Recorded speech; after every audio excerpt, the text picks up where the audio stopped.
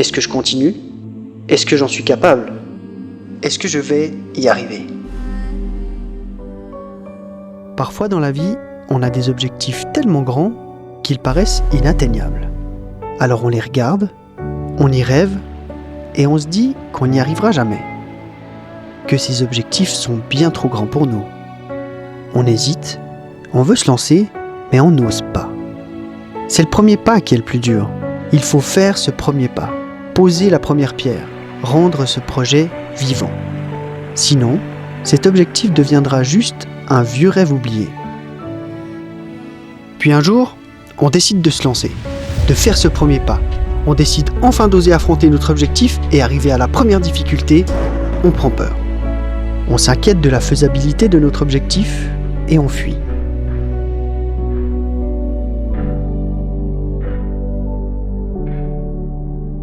Mais si on regarde les choses sous un autre angle, si on se permet de décomposer cet objectif en plusieurs paliers plus atteignables, alors là, tout est perçu différemment.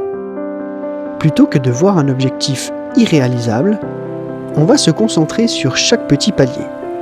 On se permet alors de se dire qu'il n'est pas si loin, que c'est possible. Et c'est là notre plus grande force, nous dire que c'est possible. On atteint chaque palier, l'un après l'autre, en visant toujours le suivant. Celui qui est juste là devant nous est tellement facile à atteindre. Bien sûr, parfois c'est plus difficile. On ralentit, on commence à douter, et c'est à ce moment précis qu'il faut garder en tête son objectif final. C'est notre motivation première après tout.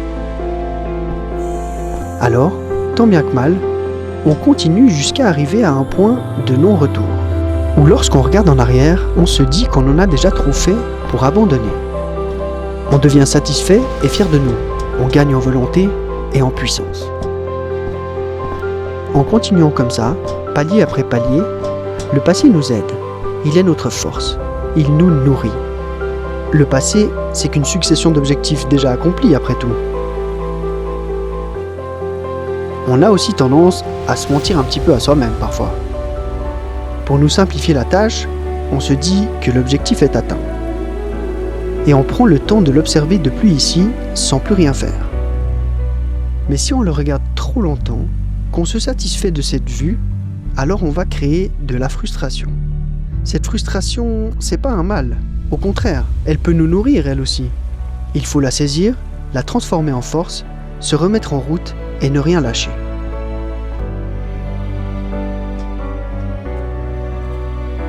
Sur le chemin, il faut accepter les difficultés. Être capable de modifier son itinéraire sans pour autant changer de cap. Sortir des sentiers battus, prendre des chemins différents et bien sûr faire des erreurs, se tromper et recommencer, encore et encore.